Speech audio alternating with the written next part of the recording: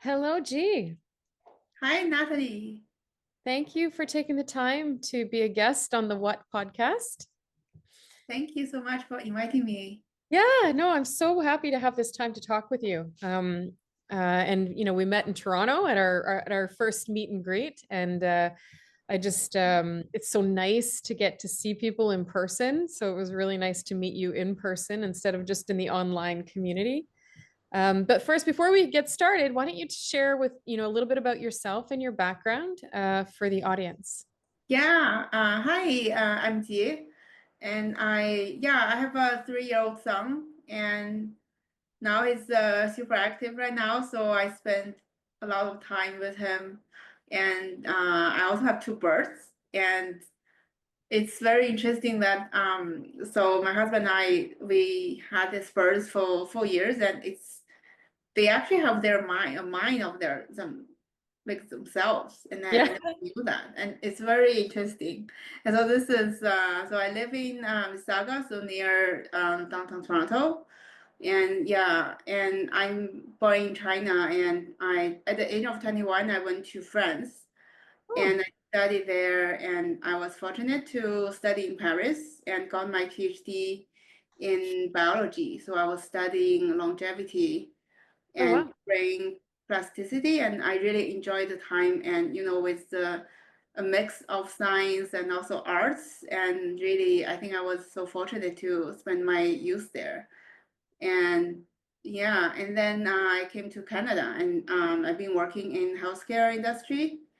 um yeah, and now I'm switching course and just discovered the coaching, and I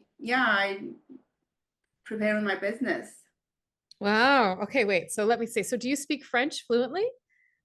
Yeah, I think I used to, so I'm like picking up Okay. piece by I Okay. still listen everything, I understand everything, but sometimes when you speak you have like I need to think. Yeah. Okay. Yeah. Interesting. So were you going to school in the French language? Like you were studying in French? Oh, wow. Yeah. That's amazing. And so longevity, you said, and I think brain plasticity. Is that what you mentioned? Yeah. Tell me about what and it would seem, well, just what was the big discovery for you? Like what led you to that specialty? Yeah, I think the what led me there is a little bit like chance, because I was picking different objectives at that time, and I was like visiting different labs, but I didn't really had a very fixed mind that I want to go into this lab or that lab. So there was a little bit um randomness, I would say, like the universe picked me maybe. And but once I get into it, it's really interesting, because it's being like we've been studying uh, how, like, what are the mechanisms of brain that can determine or that can regulate longevity. So in mice, and also in other, like, there are also studies in other species. At that time, like people use flies, use like worms, mice. Those are the, Oh, like, wow. yeah, different species that people are studying, and how metabolism and how brain plasticity plays in a role in it. Wow, that sounds fascinating. So what did you kind of study different societies or you said species, but I'm curious about like who lives the longest if we look at, cultures or society. Yeah, we didn't study humans, so Okay. in my lab we use mice. Okay. So Okay. basically we also want to track how the different function changes over time. So we kind of like measure some body functions in their use, and also some body functions in their when they age, and also track metabolism and track other like blood markers. Okay. And yeah, that was interesting. And so, like, we put the mice in the mess, and then I was like timing and how to see which group, take how many seconds or how many minutes to find the food. So that was Oh, yeah. pretty fun. Oh, interesting. And so you said you also work in healthcare now. Is it a similar field? Are you in Yeah, law? so yeah, so I worked in healthcare startups. So yeah, and yeah, I was started as a data scientist and then moved to product management. But I'm now, yeah, so I'm now studying a coaching business. Oh, interesting. Yeah. Okay. So tell me how did you go from, longevity and studies of the brain to coaching? Yeah, I think coaching really helped me to see how I was using my autopilot, doing so many things.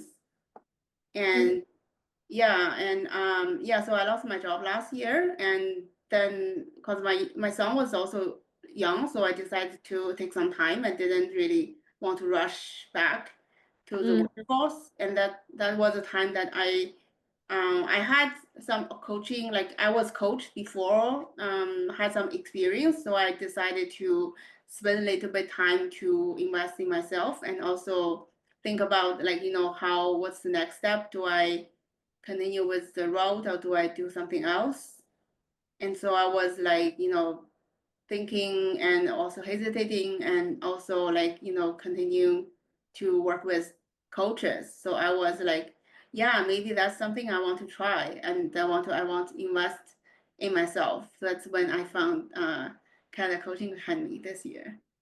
Oh, wow. I That's just so great. graduated. Yeah. So, it's funny, a lot of people who come into our community talk about being coached and then wanting to become a coach. So, what was it about the experience of being coached that really drew you in? Mm. Yeah, I think for me it was really how my coaches allowed me to explore my own patterns. Mm, So I really like learning about different things. So psychology and all the books. I've been reading those books, but I didn't really find that it was really super helpful to work with therapists because it's like when you get into like, oh, how do I do the next step? How do I deal with this thing in my work, or how do I balance my work and life? And that's kind of like I think there's not that many um um I think therapists is not they are less helpful compared to a coach. So coach really asked me like, okay, what do you think about this, right? What made you yeah, what prompted you to think this way or that way? And that was when I was like, that was maybe, I didn't even know I was thinking about that. And what I find it's very fascinating to really like it helped me to look into myself and really find a way that, okay, so it sounds very interesting because I think when you look at the end, when you look at the steps, it's like, wow, it's so obvious. It's like, it's in this book and that book. But before that 1 hour or that half an hour, I was I didn't think that was the thing that I need to do. yeah, I mean, well, so coaching and therapy are different practices for sure. And coaching being more about today and what you can do to change tomorrow or to influence tomorrow. And so now when you think about building your own practice or your own business as a coach, what does that look like? Yeah, so I'm a lot of fear and also a lot of excitement. Yeah. So Yeah. let's start with the fear. What's the fear?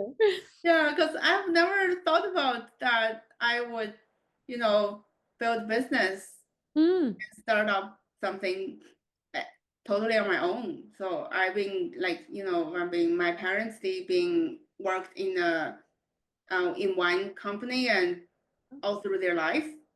Yeah. And that's how, well, that was my picture in the beginning. I would change jobs from time to time, but I didn't think about, oh, you can actually I will be a business owner, or I will be maybe a entrepreneur one day. Wow. Yeah. I mean, it's a big step for sure, but what is it that draws you to being an entrepreneur? Like, what do you want? What is it? What does the vision look like for you? Yeah, I think it's like I think I first kind of settled in for coaching as the next step, and then I looked into it and thought that's if I want to coach people, then I will have my own practice. Mm, Then I will maybe work with different people, and then I have to register a company, or I have to look into all this different pipelines and how to deal with all these tools and how to like connect them together. And that is kind of my experience. And at the end, in the middle, I was like, oh, maybe um, I wanted to that maybe I shouldn't do this, so maybe I should give it a try. And I had some hesitation and also a lot of fear, like how people would look, how people would say, what people do, will they approve, will they disapprove, will I succeed, right? That's a lot of things in my mind, and it's not it's not easy. And also I think although I worked with startups before, so I have I think it's totally different. So for me, like, in a startup, even that we are not a big company, we are not we don't have all the funds in the world. We're like still like, oh, this is just, $200, $300. Can we just buy this tool? And then now I'm building my own business. I'm like, oh, this is $200. I really need to think about this. yeah. Oh, it's easier to spend other people's money, isn't it? Yeah. Yeah, yeah. It's an interesting it's very exciting. And you have to take on a lot of risk as an Yeah. entrepreneur, right? So you can't have well, I don't know if you can, but for me, my experience is that, the excitement is directly correlated to the risk that you take. Mm, Like it's a big risk. And then when you score or you win or you grow or you're successful, the win is even bigger, it feels bigger. yeah. But yeah, and so I'm curious, one of the things that I've recognized, especially from the ICF studies that they put out, the surveys they put out every few years, I noticed that there's a lot of interest and in coaching in China. A lot of coaching going on there. Coaching has a very prominent profession, it seems. What can you say about that in terms of is that part of your vision for your company as well, is to coach people in China? Yeah, for me, I think in the next couple of years, I'm going to focus on North America. So maybe focus on immigrant women Okay. who Yeah. come to North America. So that's what what my own experience prompted me to, I've been experienced different cultures. How I was very like navigating through everything in China, and then suddenly I was in France, and you need to find out the rent, you need to deal with your figure out how to even all the different small things, right? And living, and also in the same time you need to make sure you have good marks, right? Yeah. And then coming to Canada is like I was much more mature at that time, but still it's like everything all through everything all over again, like looking for rent, looking for where to live, and then thinking about navigating the workforce. And so I think there's a lot of things that we have acquired, right? Many mindsets we have acquired from our past, Mhm. and we don't necessarily think about those mindset and how they are actually impacting our life now until you really look at it. Yeah, I mean, for sure, we are the sum of all the events in our lives. And so it's in moving, like you said, becoming to new cultures, new countries, new environments where you're learning how to integrate. That's a really huge transition, right? Coaching Yeah, is all about transitions. And so your interest is in coaching, you said, I think you said female immigrants coming to. yeah, yeah. So yeah, so that's yeah. I think you start from somewhere and then you see where it how it goes and where it brings you. Yeah. Yeah, absolutely. Um, as your question about China, I think it's definitely there's a lot of interest there, and I see the coaching culture is booming because I think there's also a lot of transition, a lot of change in China, Mm. and from my parents' generation to my generation and to my kids' generation, they are like at each generation they have their own challenges, Oh, and how we don't necessarily know how we don't necessarily get the experience from our parents how to navigate the challenges we navigate now. yeah. Oh no, it's always changing, right? There's you can learn from the past, but you can't really predict the future. So Yeah. learning how empower the next generation, I think that's a really important piece. And I feel like China was ahead of a lot of the world in coaching. Because when I started the company, and even before that, years before, um, I was introduced to a coach in China Mm. who talked about like the platform that coaching has there it was quite big then. So I can imagine, the growth that the world has experienced in coaching um, has probably been even more of a multiplier there. Mm. So what I'm always curious to know what people, you came into Canada Coach Academy. You did is it the Life and Life Wellness? and awareness, yeah. Yeah. So you were with Kate, I believe. Is that right? Yeah. Yeah. Yeah. So what was your experience like in the course? Yeah, I think it's fascinating. It's in the beginning I was very curious, but I didn't really know what to expect. I didn't Mm, really know how open I would be, like for myself, how I will be open to totally different totally strangers and in the yeah. class, Yeah. right? And then but there's this safe place that Kate was able to create for us. And with this is so like compassion, and I feel safe to just say whatever I want to say, right? And I believe all our classmates, we feel the same way, so we support each other. And when we practice coaching with each other, I see we all want to help each other to grow, and that's really fascinating. Yeah, and I think, I want to just sort of acknowledge Kate's, facilitation skill. I think she really has a great way of bringing people together and creating that safety that you're talking about to explore. Um, our objective lately is, I mean, and I think always my objective was to build community around coaching. That's why we had the meet and greet in Toronto, and we're really focused on growing the community platform now. What are your experiences? And did you participate in any of the coach exchanges or the wider community? What was that like for you?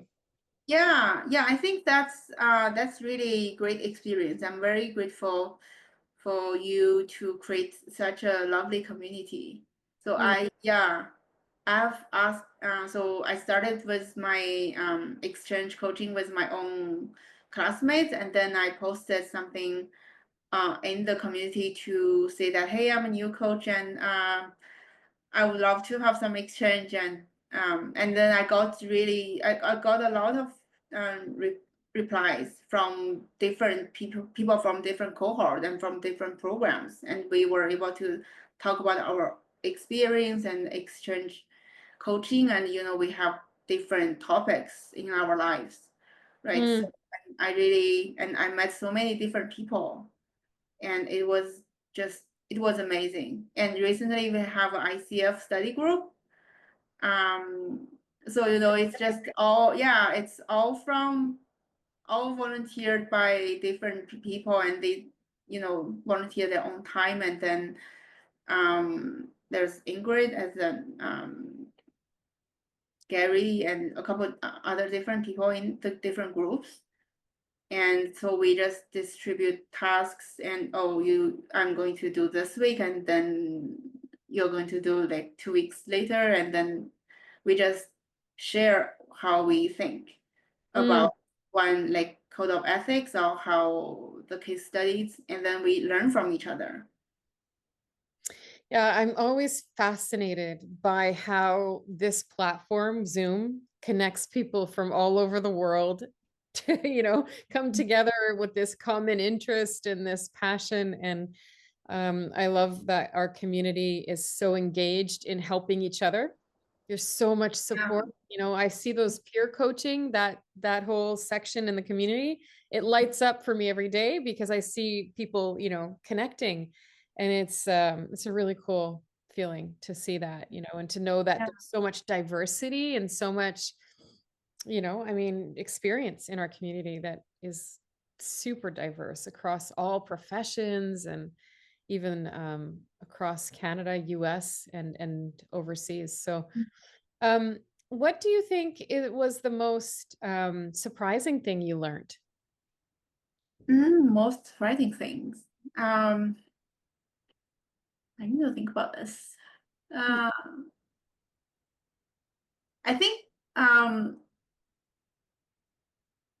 maybe it's not something surprising, but it's something that I'm really impressed as I have known so many people from different. I think diversity is the key words here. So from different groups, different, whether it's ethnic group, whether it's age, whether it's occupation, whether it's any other factors, right? So that people that like in my job, I have never talked to so many people um across such a vast metrics, such vast metrics. mm.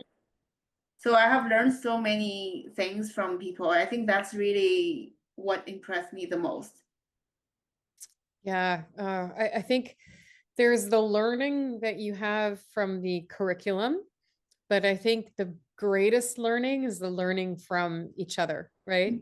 That Yeah, exchange of ideas and experiences that happens in the classrooms and also in the community.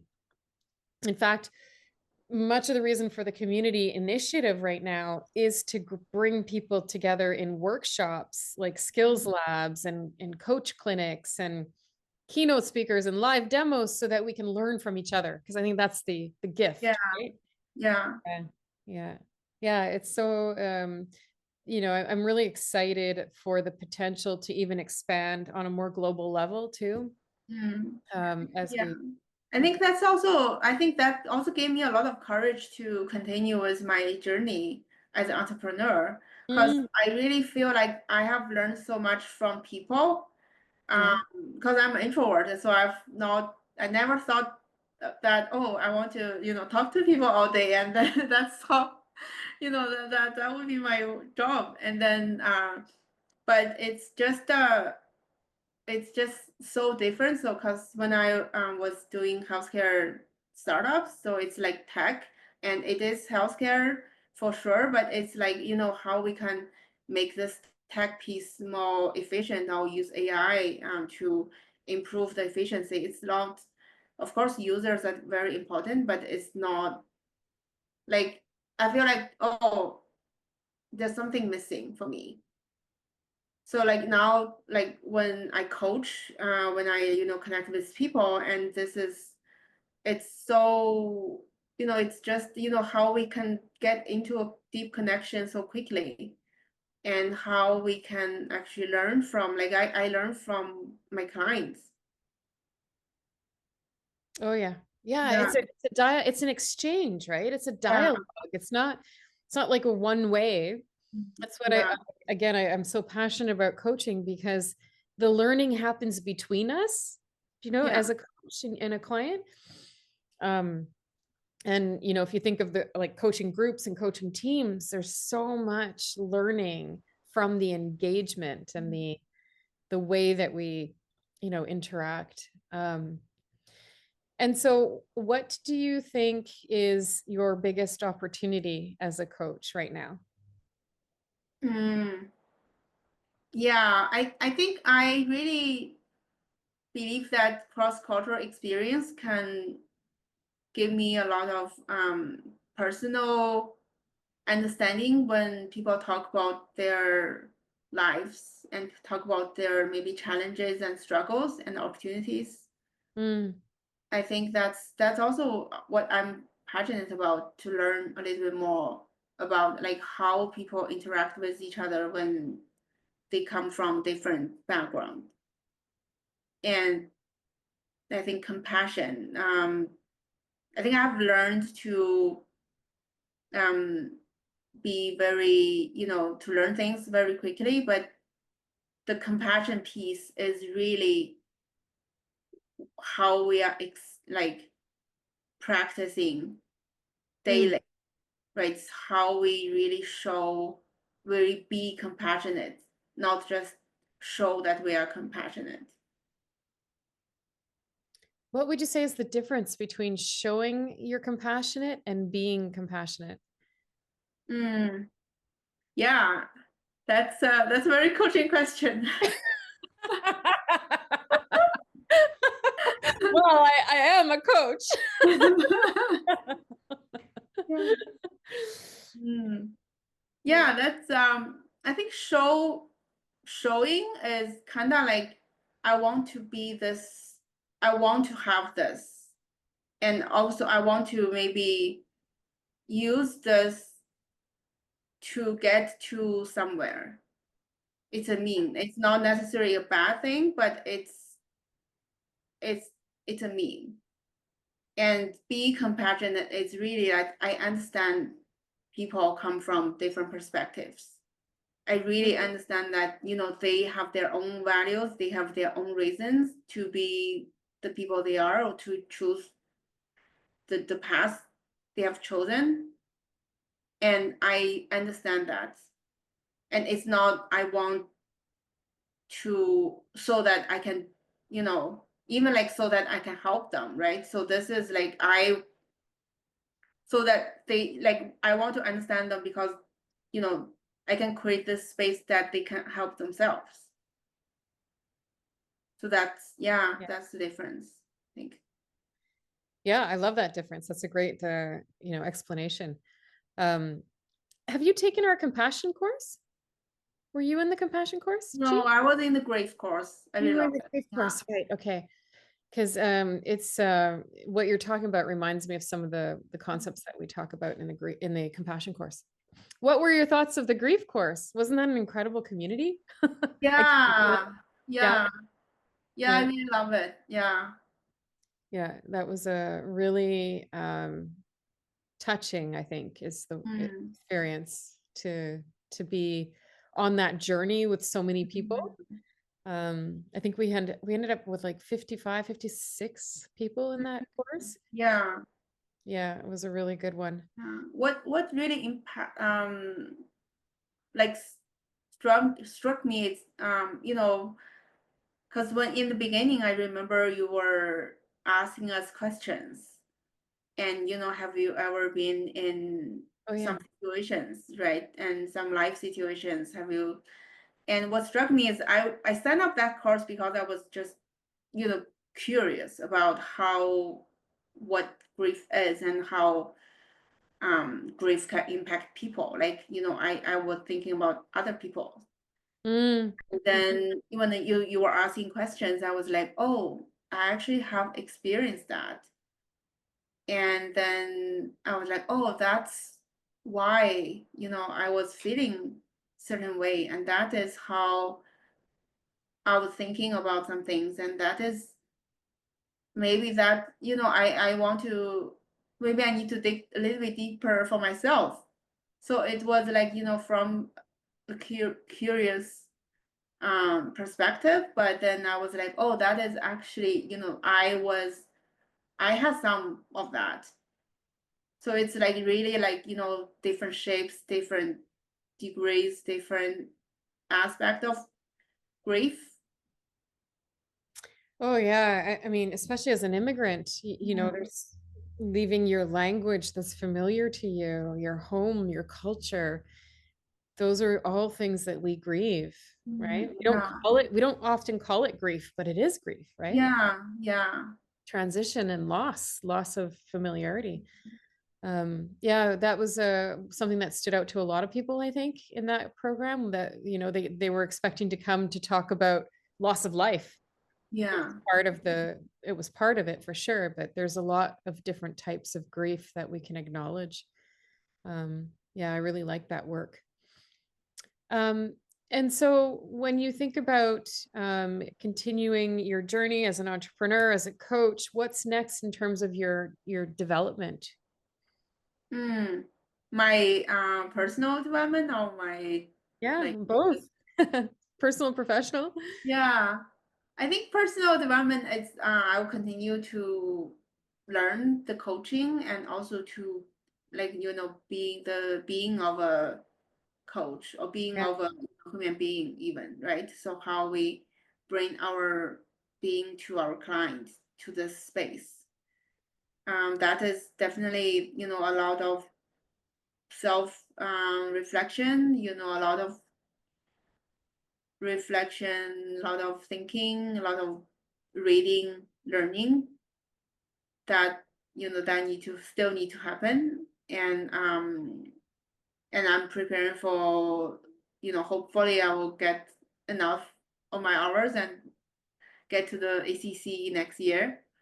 Oh, good. Yeah.